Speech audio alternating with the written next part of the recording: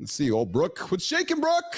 Good morning, Keith. How are you today? I'm doing awesome. I gotta say, I love the shades that you've been wearing every single day. I love it so much. You've taken it to the next level. I've had to up it up, man, because we are a visual medium, Brooks Woodars, where we got to appeal to the folks that are walking, scrolling through the feed, and they're like, who's this fucking dude talking there with the nice glasses on? And who's the dude with the nice headset? Oh, that's Marty Fit down there in the bottom. Oh, hey, Brooke, I still never got credit for the shades. He loved my shades. Now he's wearing shades. I'm just going to throw that on the table. I still love you, Keith. I still love you, man. So we're here to talk center stage with Brooks. We're introducing a brand new segment here on the show where we're taking special guests, special topics, and throwing them on the table to have a conversation. What's shaking? Shelly Spence, she's joining us here in the lab. She's shouting out there, Brooke, and we got 10 minutes with Brooke here before we lead into the See Marty Fit tip. But the question we're going to talk about today, Brooks Woodar, you put something on LinkedIn a couple days ago about the creeping out in the DMs on LinkedIn. And you're like, men, stop. I want to work with you. I want to get to know you, but you got to stop creeping me out with all these creepy DMs. Brooks Woodar, let's lean into the topic today, creeping in the DMs. Yeah, absolutely. So I don't normally post about stuff like that, but I did get fed up. So I was like, okay, enough is enough, exactly like you said. And I'm a very active networker. And especially now, too, that I'm in the tech field, it's very heavily male dominated. And that's wonderful. I'm very thankful to say that most of my connections are extremely respectful. And I've developed very meaningful friendships and business collaborations and partnerships with these incredible people. But at the same time, pretty much on a daily basis, there's someone sliding in, something inappropriate, or just spamming me, which is actually what I was talking about. There's a lot of one-sided conversations that happen just throughout the day. And yeah, I think a lot of it does come from ignorance, though. I really do. And I do think it needs to be talked about. I do think that people need to be educated on what's appropriate and what isn't. I can agree with that. I got to just jump in real quick, Marta. This is more your role, Mart, so I'm going to let you run with this one hard. But I got to say, I agree with that. I'm a male and I don't really worry too much about this stuff, but there's some freaky shit that goes on in my DMs. I'm going to tell you. Marty. My bad, John. I was not expecting that. I don't respond. I don't respond to it. I don't respond to negativity, but goodness gracious, you can only imagine what type of pictures and what type of weird shit's popping up in there, man. And I'll preface this by this was years ago. A friend of mine sent me a picture. I was on this website and it was basically called the Hairy Bear. And I'll let your minds go from there. As soon as I got put on that website, all of a sudden it was like, and that was even before social media had holy Toledo. An email turned into getting blistered with DM. Brooke, I know where you're coming from. I could run off with this all day, so I'm going to keep it brief. One thing, LinkedIn is like the wildest place to do that. If you on Instagram or X, you expect stuff like that, but LinkedIn, where it's supposed to be the professional network, where you're supposed to do business deals and put your stuff out there and promote yourself, that's insane. But I just don't understand why guys are so thirsty. There's more women than us. You can probably find, no offense to you, Brooke, but like somebody who looks like Brooke, if that's your type, you can find it in your city or state, I'm sure. Sure. So and then the spamming is just disrespectful. Catch the hint. So if they're messaging you and they're not getting any response from you, why keep talking to yourself in someone's DMs? That's insane to me. So I'm not going to take over the show because I could talk about this for an hour, which I've done plenty of times. Check my podcast out if you want to hear more about it and it's deleted. Go ahead, Marty. Go ahead. No, I was going to ask Brooke, so what do you do when that happens? Do you block people? Do you unfriend them? What's the next step? So to be honest, if someone just sends me something like, and I do a lot of live stream stuff, or sometimes if I post a selfie, someone will send me messages saying something like, oh, you looked beautiful in your picture. I'll probably just ignore it because it's not hostile, but I'm on LinkedIn for professional purposes. Oh, guys, I'm sorry. I think my cam. It's lost. There you go. You're good. All right. Are we back? Sorry about that. Anywho, but I was just saying, so I'll just ignore it. But if someone just keeps at it, they're going to get blocked. I don't really engage and argue or just say, leave me alone. Because in my mind, it's like, you should know better, especially if I'm not responding, right? Yep. Thank you so much. I've been waiting desperately for a man to show up and tell me. Oh my gosh, it's ridiculous. I really don't understand the mentality, but you're right, especially since I'm particularly active on LinkedIn. And it's not Instagram, it's not Facebook, it's not a dating app. I'm there for business purposes, looking for work as a software engineer. So I just don't have time for that. I really don't. I have a pretty low tolerance.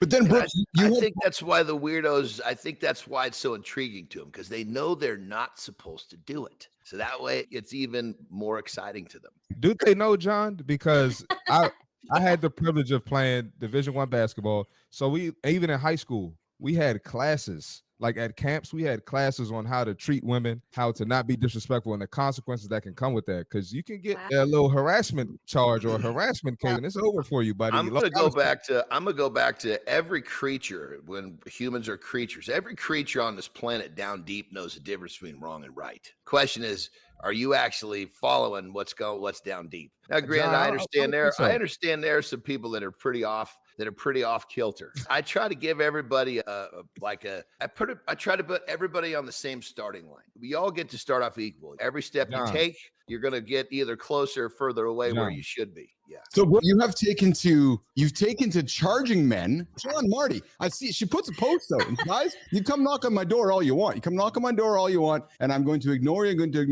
ignore you. But if you keep bugging me, I'm now going to start sending you my Venmo to charge you for my time just to get you out of my world. Like, Brooke, have you actually been sending bills to guys who are knocking on your door and spamming you? I actually have done that. Yeah, it was a joke, but also at the same time, to be honest, guys. Okay, here's my mentality that I think a lot of women. We lost your camera again. So sorry, guys. That I think a lot of women struggle with is a lot of men are very comfortable making us uncomfortable. We get approached when we're grocery shopping. We're just going about our day, right? We're followed just trying to walk somewhere, and guys don't give up when we're at a bar, like having a drink with our friends. And I think women generally are taught just don't rock the boat, be nice, be polite and whatnot. And it's if you have no problem making me uncomfortable, I'm sure send me $50, send me $5. Like, why not? Worst thing that happens is I get paid, and best thing, nothing. Let's use this segment of the show to teach our audience. We have a lot of men joining the show today. We have men tuning into the show. We got men tuning into the after show content. What's something you want to offer these men to say, gentlemen, I hear you, I see you, please stop, maybe do this differently? Brooke, throw some advice on there to the men listening right now, how to better approach a woman or at least in 2024. Brooke Swidar. Yes. Okay. Yeah. So to start off, especially if it's a woman that you don't know and have never interacted with,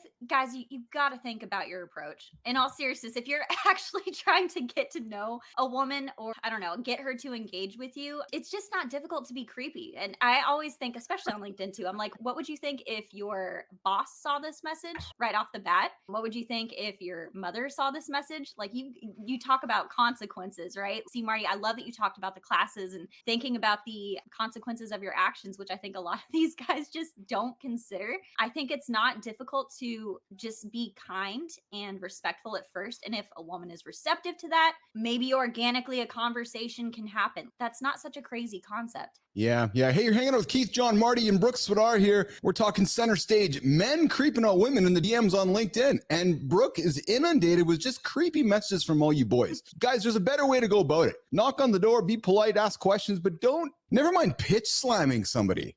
I can't imagine. So Brooke, I get pitch slammed daily by people who connect with me. As a female, I can't imagine what it feels like not get pitch slammed constantly, but just constantly inundated with, you want to go out, you like me, it's constantly poking and prodding, isn't it, Brookie? What's unfortunate too, like I said, just because I do so much networking, is even if I do get reached out to by a man I don't know, even if he starts out polite, sometimes I have in the back of my mind, okay, why is he reaching out to me though? What is the ulterior motive? Because I have also had people start out respectful, be like, hey, I loved your live that you did today, or great post about networking tips. And then next thing I know, 5 minutes later, they're like, do you have Snapchat? And I'm like, okay. That's the worst.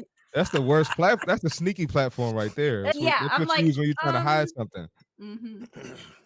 Oh, goodness. I just think when it comes down to it, that if you're sending a picture to somebody on social media and you can see pubic hair in that picture, think twice before you push send. But John, question for you, brother, before we wrap up the segment with Brooke. You got 3 wonderful daughters who you're very proud of, who are working their way to Brooke's age. You're sitting here listening to Brooke's experiences. You're a man, I'm a man, Marty's a man, and you're going, gentlemen, what are you saying to the boys out there that are considering about to hit that message? What would be one thing you'd say to them, Johnny? Just if they're talking about they're sending a message to my daughters? Yeah, just generally right now. These guys, if you're looking at Brooke right now, I'm looking at Brooke right now. We're looking, hey, she's our friend. She's getting inundated by all these creepers out there. What's a little bit of advice we want to offer to Business Athlete Nation to say, think about something before you hit send besides the pubic hair comment, John? I think that just a little bit of genuine, authentic kindness will go a long way. Yeah, absolutely.